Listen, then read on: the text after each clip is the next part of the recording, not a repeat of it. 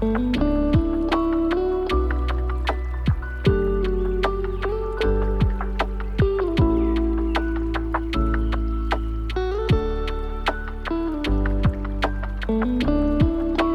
there, and welcome to the Soil and Roots podcast, where we journey together into deep discipleship.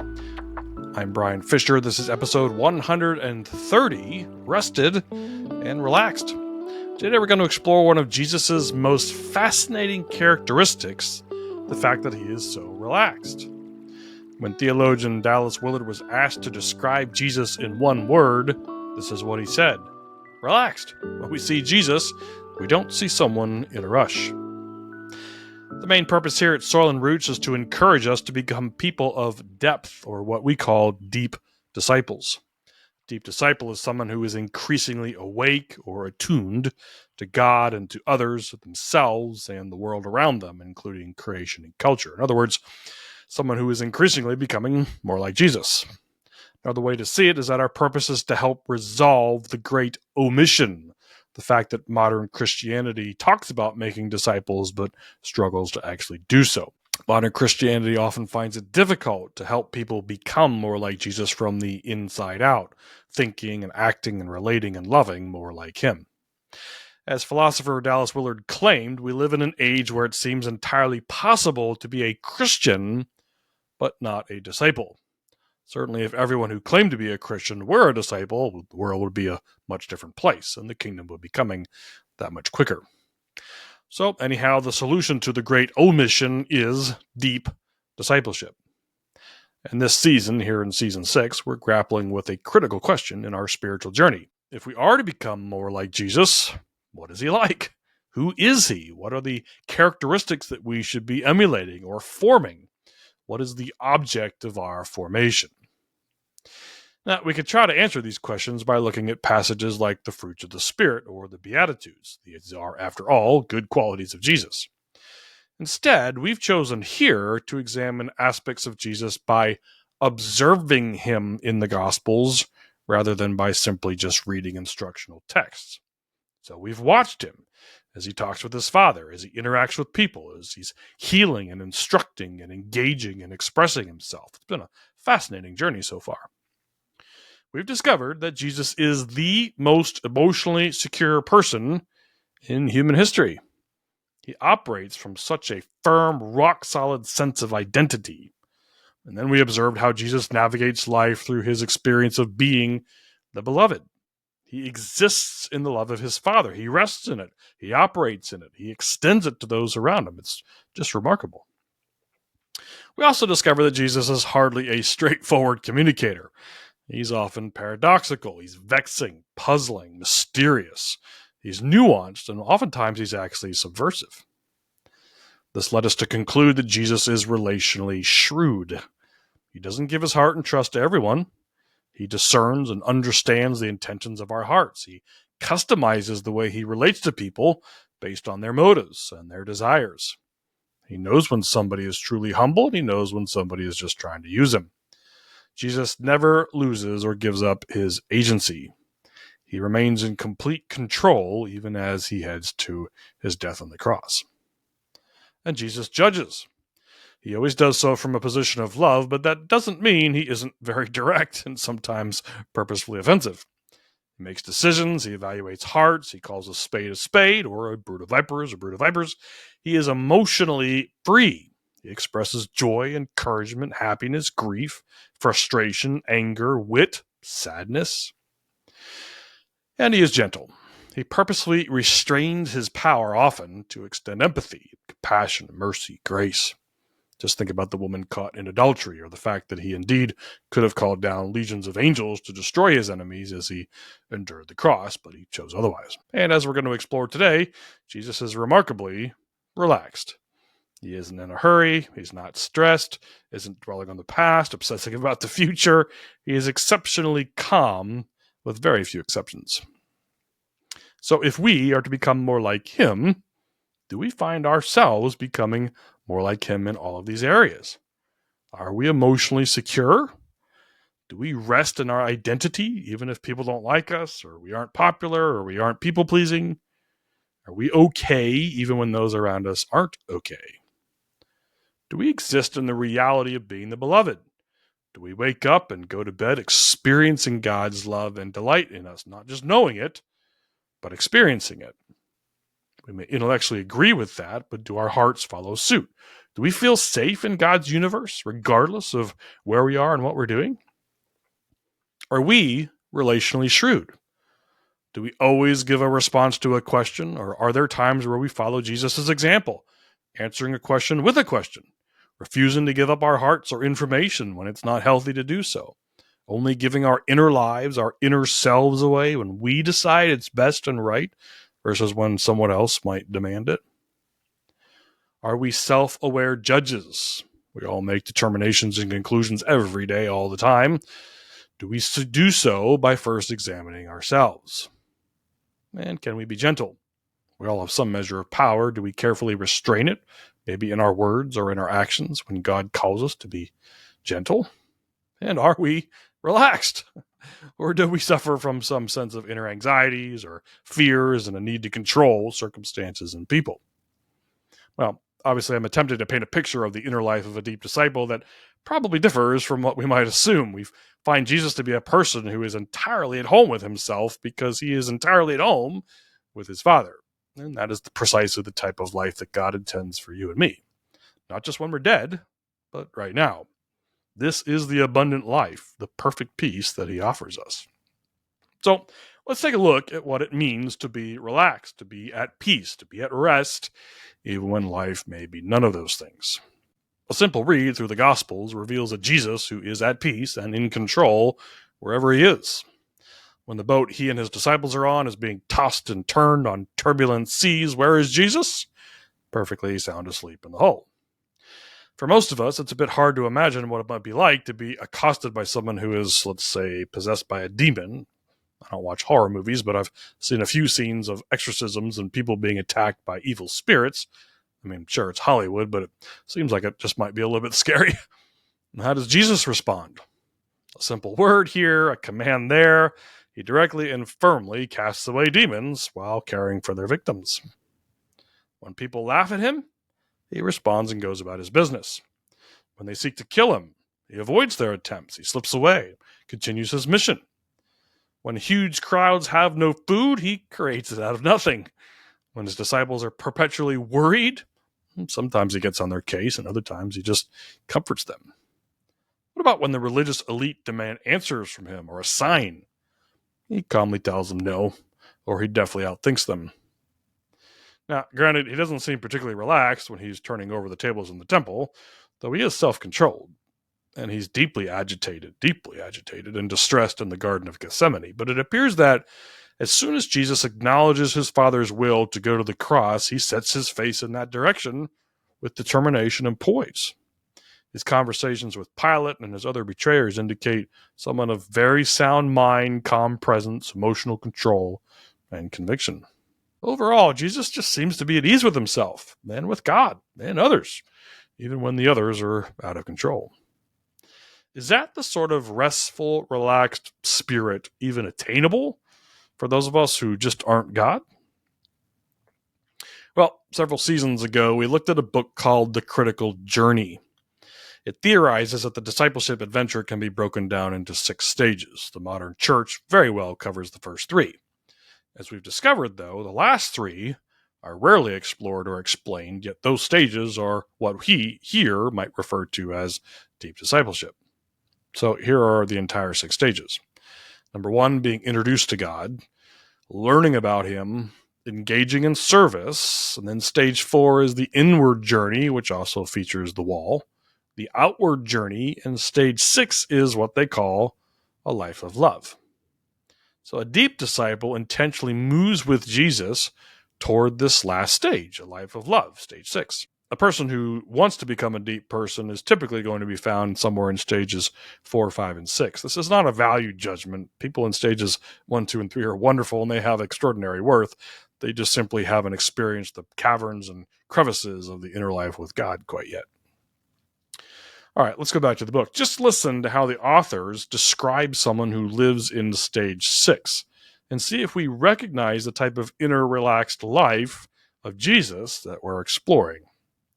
Quote, "The life of love is easily summarized. At this stage, stage 6, we reflect God to others in the world more clearly and consistently than even we ever thought possible. We let our lights shine in such a way that God is given the credit and the thanks. When we reach stage 6, we have lost ourselves in the equation, and at the same time, we have truly found ourselves. We are selfless. This factor allows us to do the most extraordinary things. We may figuratively wash other people's feet or give our very lives in the service of God. At times that means we die to self.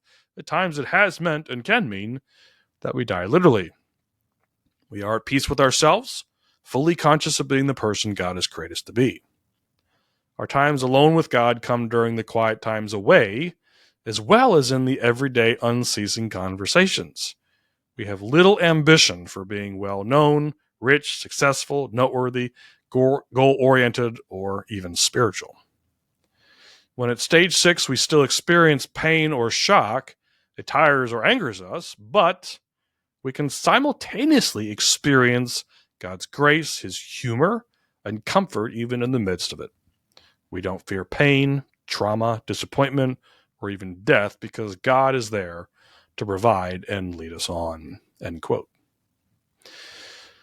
It might be essential for us to sit in that for a little while because what the authors are describing is, frankly, so counter to what we assume a deeply spiritual person is in modern Western Christianity. Just to go back, quote, "We have lost ourselves in the equation, but have truly found ourselves. We're selfless. We have little ambition for being well known or rich or successful or noteworthy or goal-oriented or even spiritual." That one last sentence bucks against much of what we find in culture and in the church. Little ambition for being well known, rich, successful, or spiritual. Good luck in the day of social media. They say we do not fear pain, trauma, disappointments, or even death, but God is there to provide and to lead us on. In other words, a stage 6 Christian, a person, not just Jesus, is relaxed. We're resting. We are at peace. This isn't a once-in-a-while experience. It's how a stage 6 Christian lives from the inside out. So is that even possible?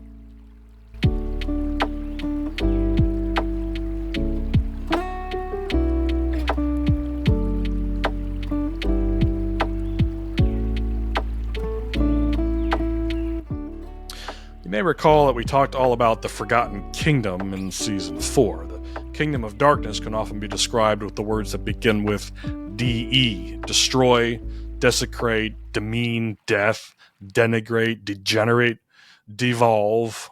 The kingdom of light can often be described with words that begin with RE, redeem, recreate, reconcile, resurrection, renew, and on and on. So it's no wonder that this characteristic of Jesus, relaxed, also starts with the prefix re. So if you've been listening or watching or reading, you know that Dr. Tim has written most of the major episodes of this season, but I decided to take this one on myself, although he couldn't help but weigh in, and he did what he always does, goes to the dictionaries to start looking up words and definitions and etymologies. He wrote, quote, "The English word relax derives from the Latin relaxare, which means to loosen, to stretch, or to widen again. Originally, it had a transitive meaning like relax your grip, but it later adopted its current meaning of rest and relaxation in the 20th century.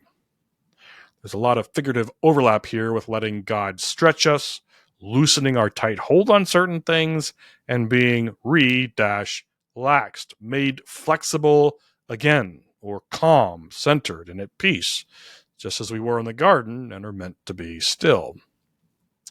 And so, once again, Dr. Tim guides us to the heart of the Tootsie Pop.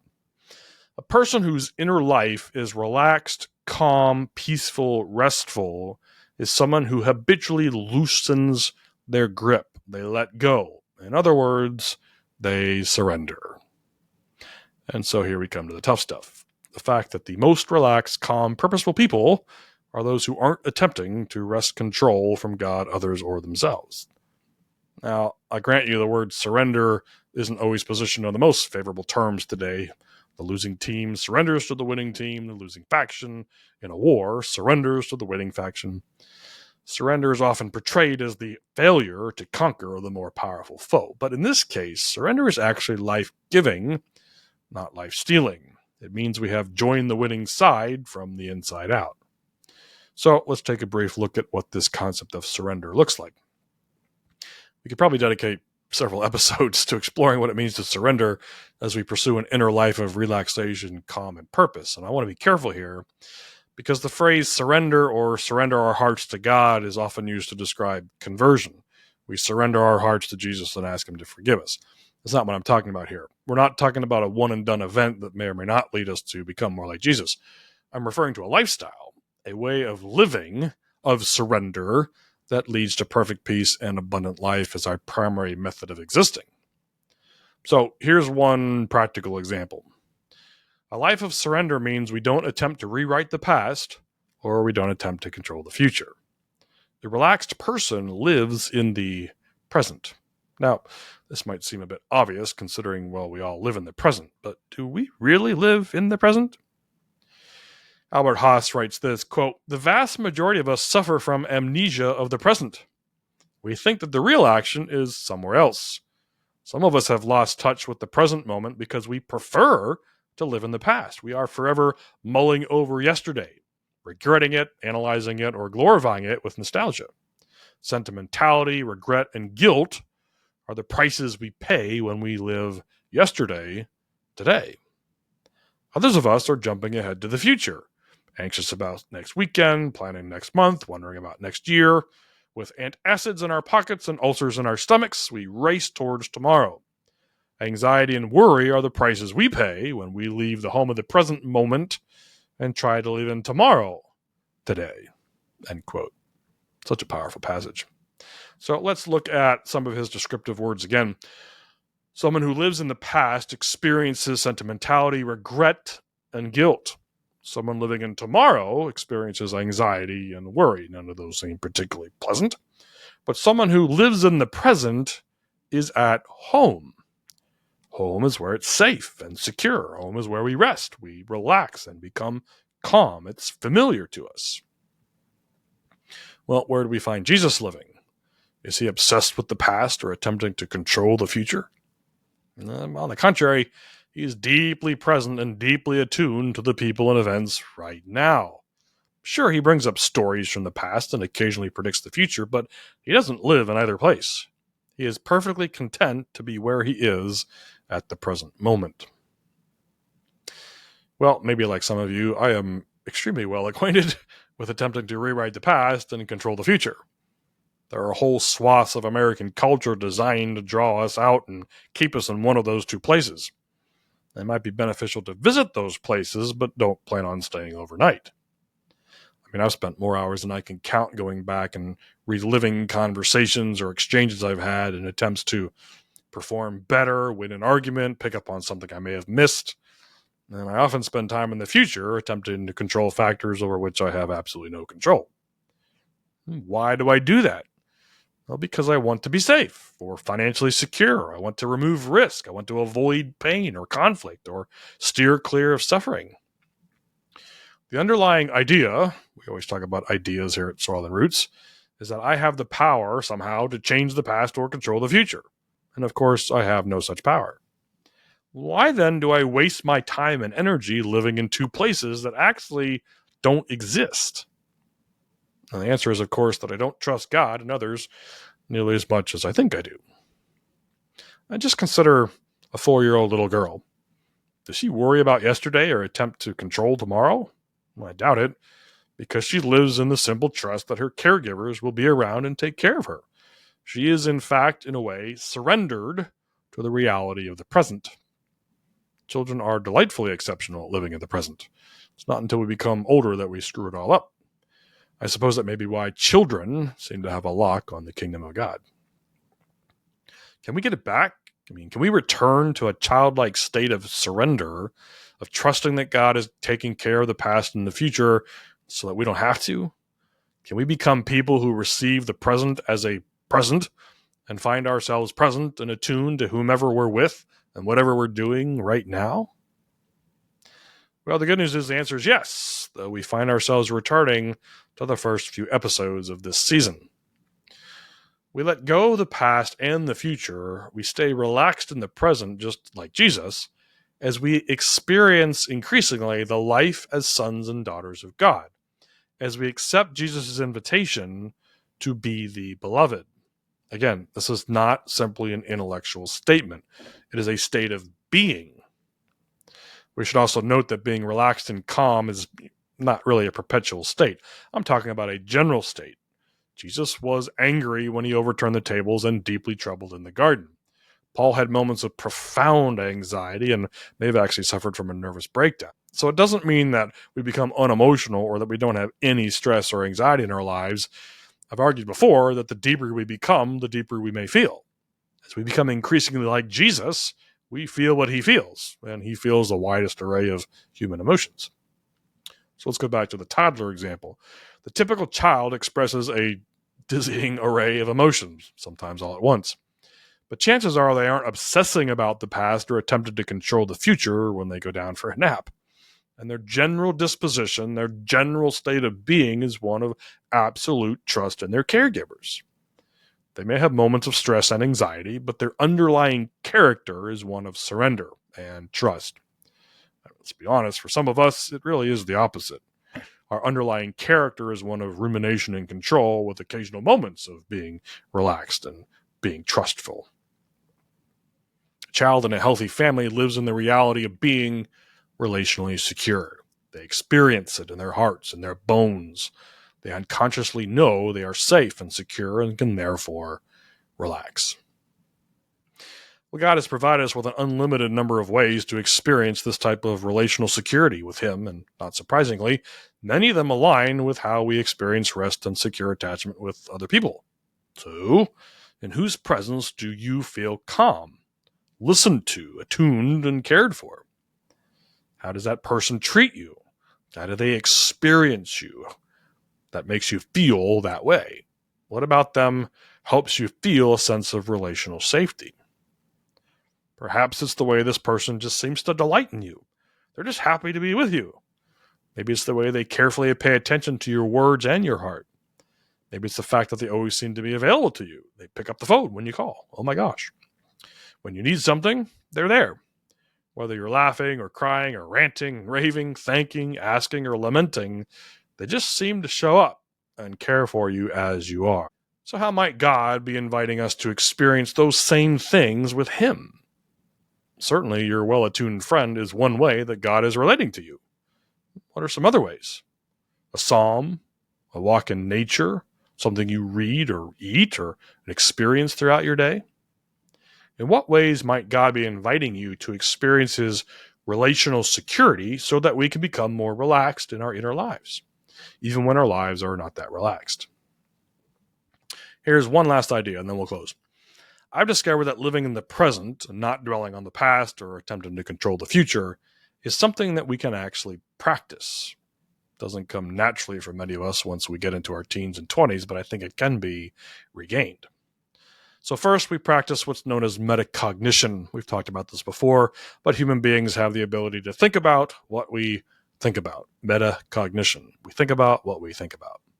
When we find ourselves dwelling on the past or having anxious thoughts about the future, we gently recognize that that's what we're doing. We pay attention to what we're thinking about. Then we can compassionately practice the art of bringing our minds back into the present. We might take a moment to look around us. What's going on right now? Who are we with? What sounds do we hear? What colors do we see? This practice is called presencing. We practice bringing ourselves back to the reality of this present moment while purposely observing our surroundings and what's going on. If we start to drift into the past or the future again, we gently bring ourselves back and attune to the present moment. And over time, and I know this because I practiced it, the heart and the mind gradually relinquish the harmful habit of dwelling on the past or attempting to control the future. It is possible to gently and compassionately and slowly train ourselves to exist in the present. It's a habit. It's a spiritual discipline. It's the practice of being present in the present, and it does in fact lead to a more relaxed, more calm inner life. Because when we allow God to help us live in the present, we give both the past and the future to him, and we surrender. And in that surrender, we find Jesus handling all of the things that we can't handle, and we can find that abundant life, which is a life of perfect peace. Thanks so much for being with me today. I appreciate it. If you want more information on Soil and Roots, you can check us out at soilandroots.org. That's soilandroots.org. We are a donor-funded organization, a Christian ministry, so if you'd like to support us financially, you can do so by giving safely and securely at soilandroots.org. If you're on social media, come check us out. You can find us out at Soil and Roots Podcast on Facebook and Instagram. And if you happen to be on YouTube or Substack, the address is just Soil and Roots. Today's episode was produced by Zach Fisher, and he also produces the music for our podcast. You can check him out at FishU on Spotify.